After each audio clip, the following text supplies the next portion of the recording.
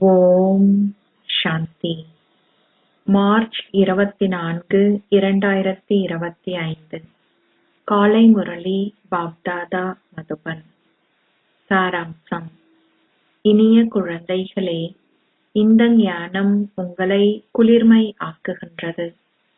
இந்த ஞானம் காமம், கோபம் என்ற தீயை அணைத்து விடுகின்றது.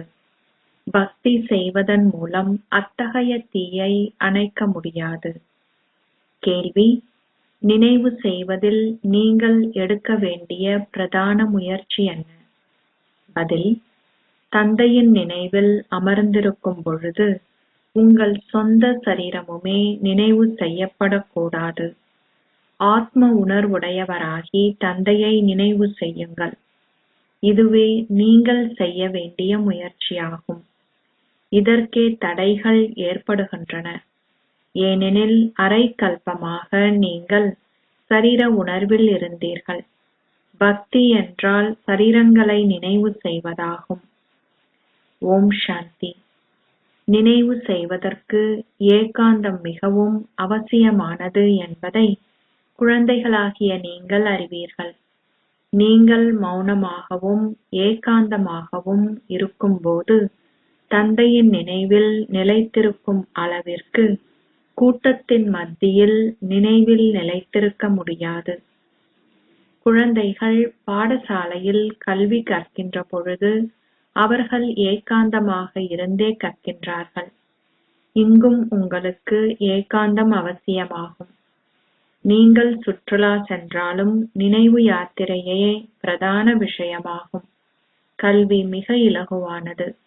அரைக்கல்பமாக மாயையின் ராஜ்யம் ஆரம்பமானதிலிருந்து நீங்கள் சரீர உணர்வில் இருந்தீர்கள். சரீர உணர்வே முதலாவது எதிரியாகும். தந்தையை நினைவு செய்வதற்கு பதிலாக நீங்கள் சரீரத்தை நினைவு செய்கின்றீர்கள். அது சரீர அகங்காரம் என அழைக்கப்படுகின்றது. இங்கே ஆத்ம உணர்வுடையவர் ஆகுமாறு குழந்தைகளாகிய உங்களுக்கு கூறப்படுகின்றது. இதற்கு மாத்திரமே முயற்சி தேவையாகும்.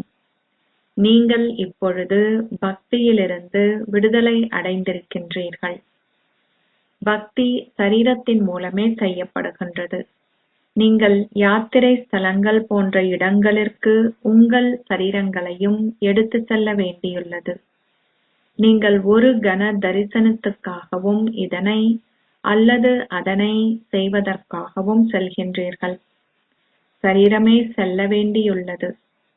இங்கே நீங்கள் ஓர் ஆத்மா, பரமாத்மாவாகிய பரம தந்தையை நினைவு செய்ய வேண்டும் என்ற ஒரேயொரு எண்ணமே உள்ளது.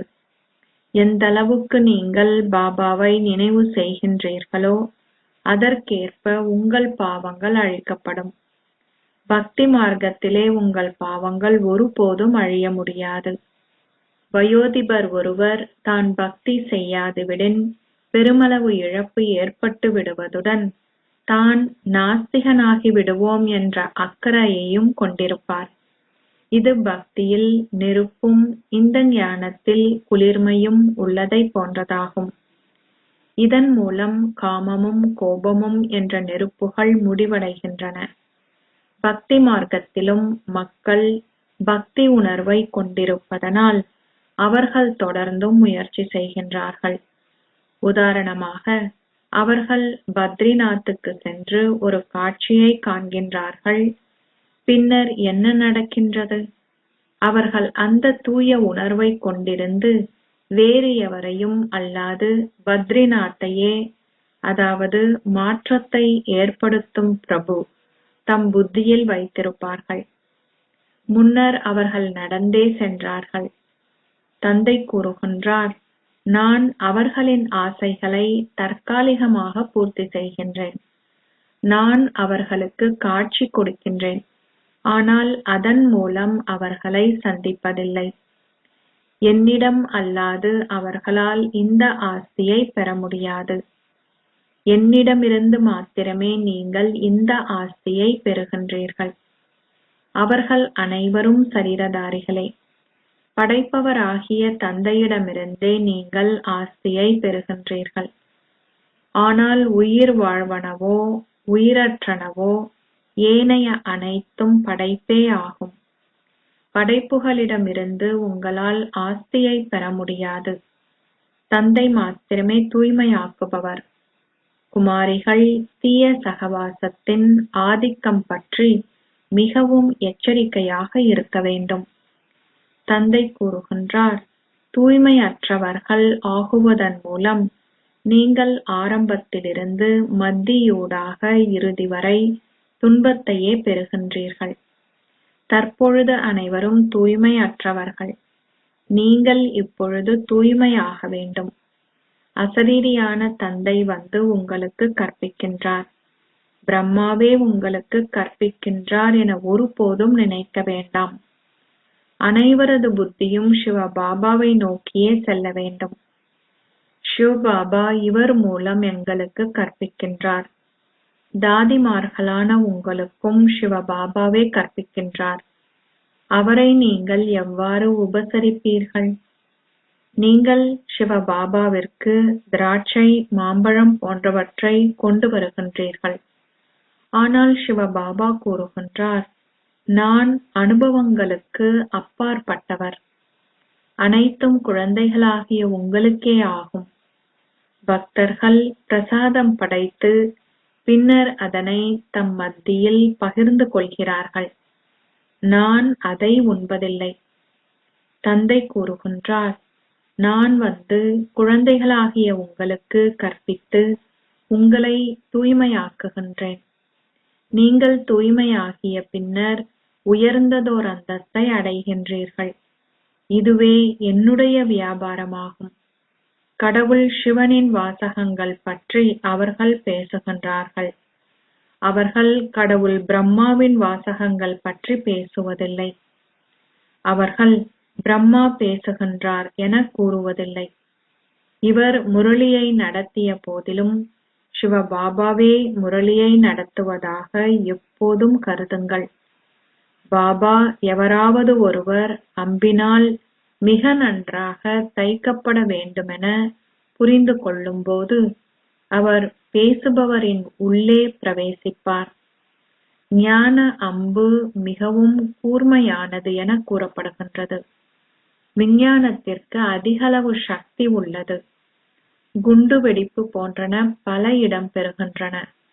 நீங்களோ ஆழமான மௌனத்தில் இருக்கின்றீர்கள். நீங்கள் மௌனத்தின் மூலம் விஞ்ஞானத்தை வெற்றி கொள்கின்றீர்கள். நீங்கள் இந்த உலகை தூய்மையாக்குகின்றீர்கள். ஆனால் நீங்கள் முதலில் உங்களை தூய்மையாக்க வேண்டும். நாடகத்துக்கு ஏற்ப நீங்கள் தூய்மையாக வேண்டும். இதனாலேயே விநாசமும் நிச்சயிக்கப்பட்டுள்ளது. நாடகத்தை புரிந்து கொள்வதன் மூலம் நீங்கள் முகமலர்ச்சியுடன் இருக்க வேண்டும்.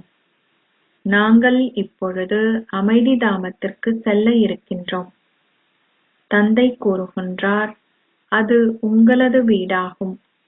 நீங்கள் உங்களது வீட்டிற்கு அதிகளவு சந்தோஷத்துடன் செல்ல வேண்டும். நீங்கள் ஆத்ம உணர்வு உடையவர் ஆகுவதற்கு நன்றாக முயற்சி செய்ய வேண்டும். பாபா இந்த நினைவு யாத்திரையை வலியுறுத்துகின்றார். இதிலேயே முயற்சி இருக்கின்றது. தந்தை வினவுகின்றார், நடக்கும் போதும் அசைந்து திரியும் போதும் நினைவு செய்வது இலகுவானதா அல்லது ஓர் இடத்தில் அமர்ந்திருந்து நினைவு செய்வது இலகுவானதா? மக்கள் பக்தி மார்க்கத்திலே இருந்து மணிமாலையை பெருமளவு உருட்டுகின்றார்கள். அவர்கள் தொடர்ந்தும் ராமா ராமா என கூறுவார்கள். ஆனால் அதில் எந்த நன்மையும் இல்லை. தந்தை குழந்தைகளாகிய உங்களுக்கு மிக இலகுவான வழிமுறையை கூறியுள்ளார்.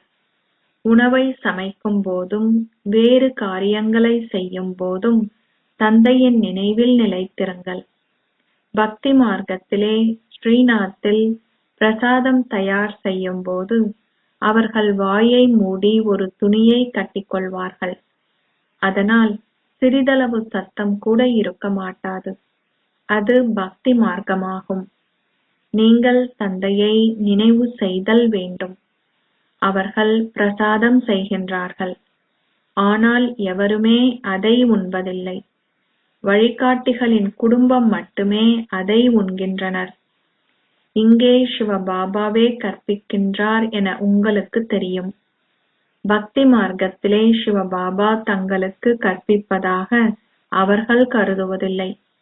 அவர்கள் சிவ புராணத்தை, சமய நூலை உருவாக்கியிருந்தாலும் அவர்கள் சிவனையும் பார்வதியையும், சிவனையும் சங்கரரையும் அதில் கலந்துவிட்டார்கள். அதை கற்பதில் எந்தவித நன்மையும் இல்லை. ஒவ்வொருவரும் தங்களது சொந்த சமய நூல்களையே கற்க வேண்டும். பாரத மக்களிடம் கீதை உள்ளது.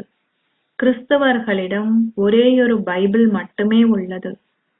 தேவர்களின் சமய நூல் கீதையாகும். அதில் இந்த ஞானம் இருக்கின்றது. ஞானம் மாத்திரமே கற்கப்படுகின்றது. நீங்கள் இந்த ஞானத்தை கற்க வேண்டும். யுத்தங்கள் பற்றி குறிப்பிடப்பட்டுள்ள புத்தகங்களுடன் நீங்கள் செய்வதற்கு எதுவுமே இல்லை. நாங்களே யோக சக்தியை கொண்டிருப்பவர்கள். எனவே நாம் ஏன் பௌதீக சக்தி கொண்டவர்களின் விஷயங்களுக்கு செவிசாய்க்க வேண்டும்? உண்மையில் நீங்கள் போராட்டத்தை கொண்டிருக்க முடியாது. நீங்கள் 5 விகாரங்களையும் யோக சக்தியுடன் வெற்றி கொள்கின்றீர்கள். உங்களுடைய போராட்டம் 5 விகாரங்களுடன் ஆகும். அங்கே மனிதர்கள் மனிதர்களுடன் சண்டை செய்கின்றார்கள். ஆனால் நீங்களோ உங்கள் சொந்த விகாரங்களுடன் சண்டையிடுகின்றீர்கள். சந்நியாசிகளால் இந்த விஷயங்களை விளங்கப்படுத்த முடியாது. உங்களுக்கு உடற்பயிற்சி போன்றவை கற்பிக்கப்படுவதில்லை. உங்களுக்கு ஒரேயொரு பயிற்சியே இருக்கின்றது. உங்களுடையது யோக சக்தியாகும். நீங்கள் 5 விகாரங்களையும் யோக சக்தியினால் வெற்றி கொள்கின்றீர்கள். அந்த 5 விகாரங்களும் உங்கள் எதிரிகளாவர். அவற்றினுள் சரீர உணர்வே முதலாவதாகும்.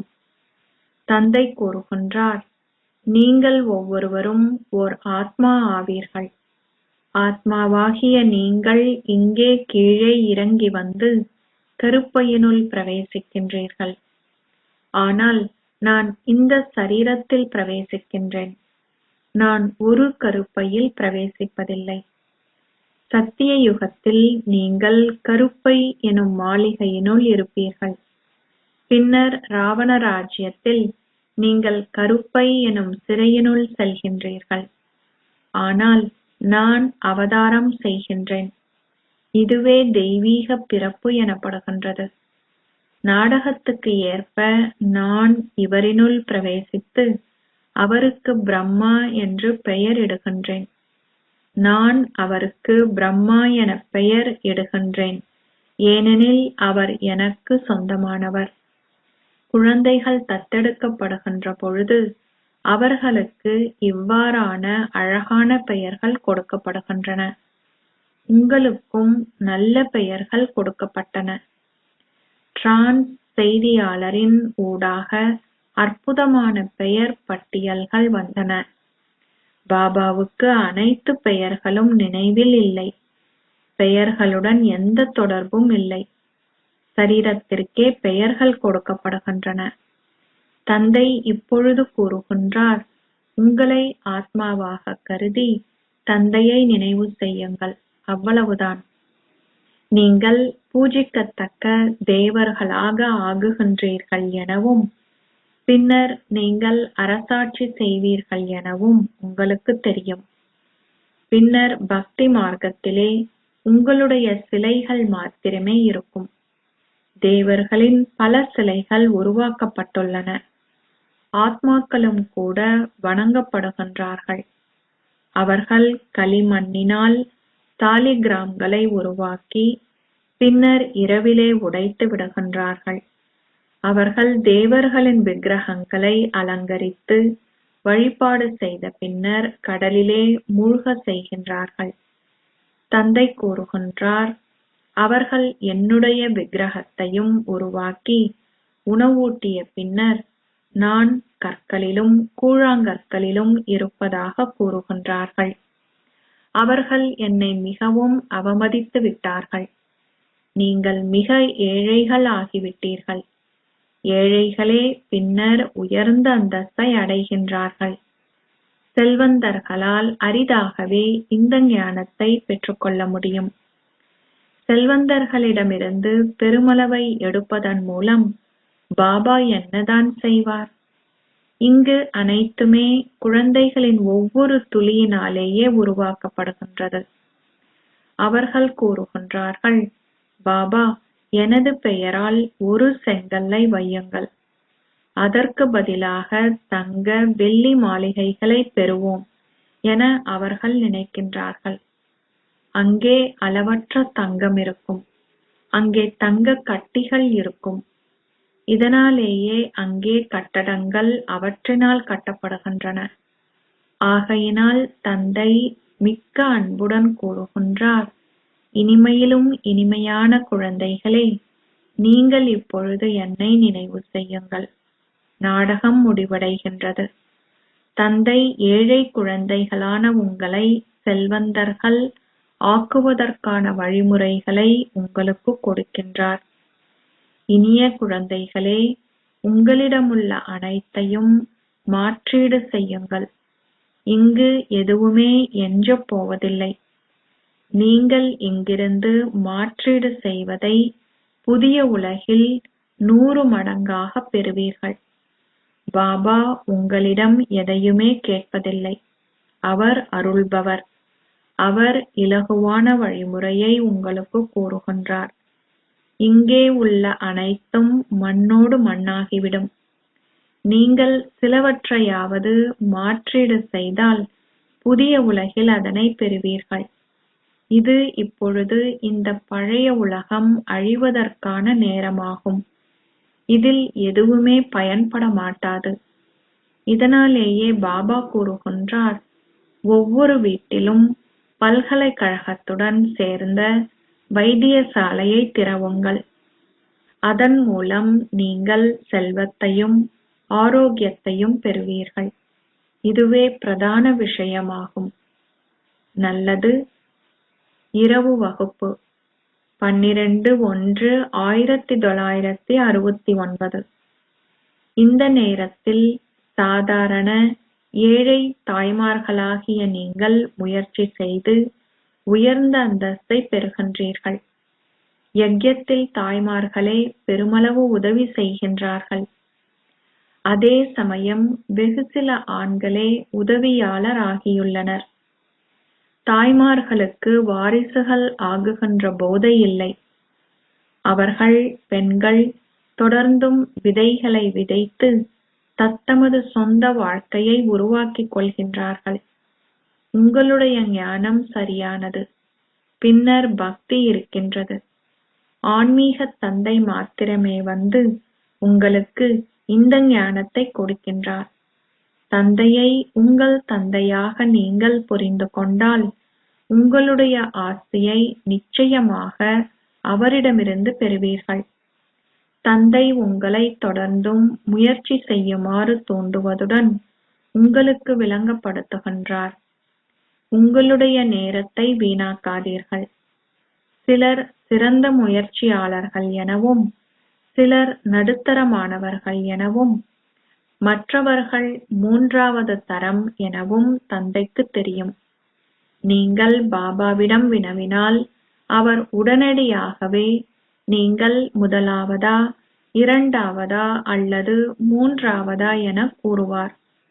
நீங்கள் எவருக்கும் ஞானத்தை கொடுக்காவிட்டால் நீங்கள் 3ஆம் தரத்தவர்.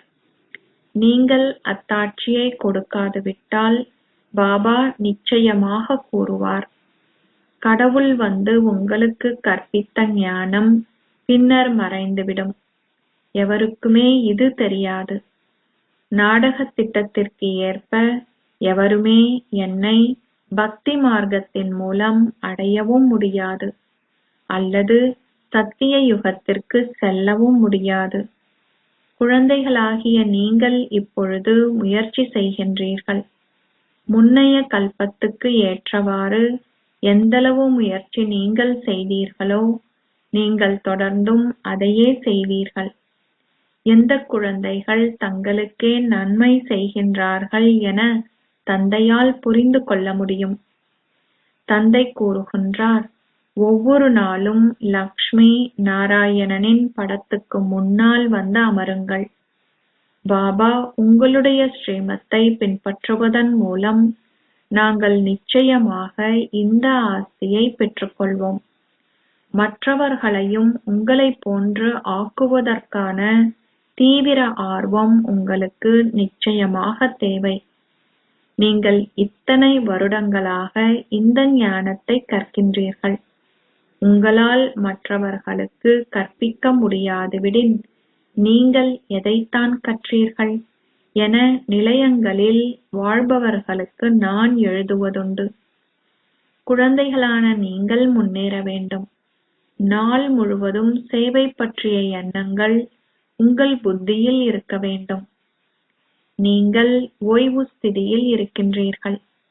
ஓய்வு பெற்ற நிலையில் இருக்கின்றவர்களுக்கு ஆசிரமங்கள் இருக்கின்றன. ஓய்வு பெற்றவர்களிடம் நீங்கள் செல்ல வேண்டும்.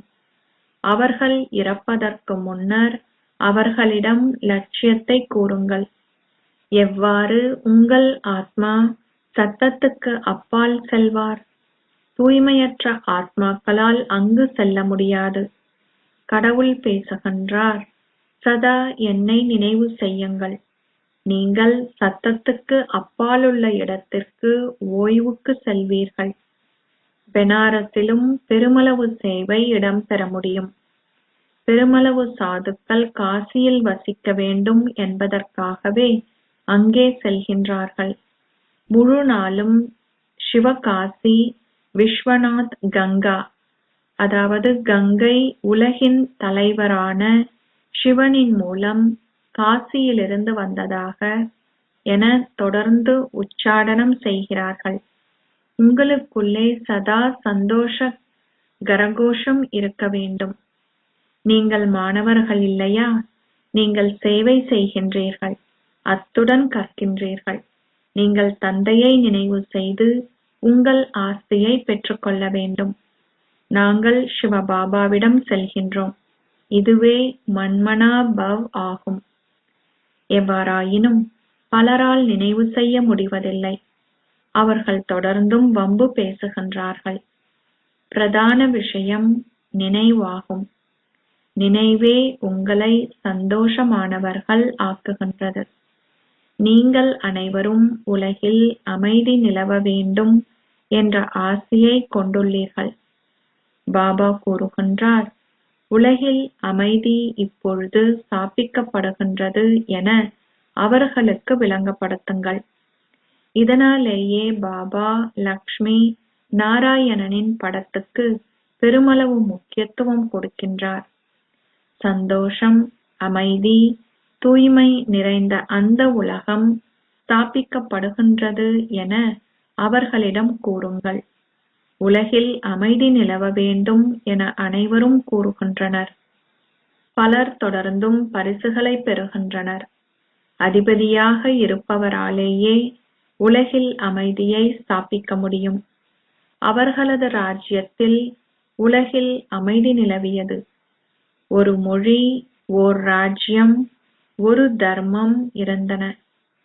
ஏனைய ஆத்மாக்கள் அனைவரும் அசரீரி உலகில் இருந்தார்கள். அத்தகைய உலகை ஸ்தாபித்தவர் யார்? அமைதியை ஸ்தாபித்தவர் யார்?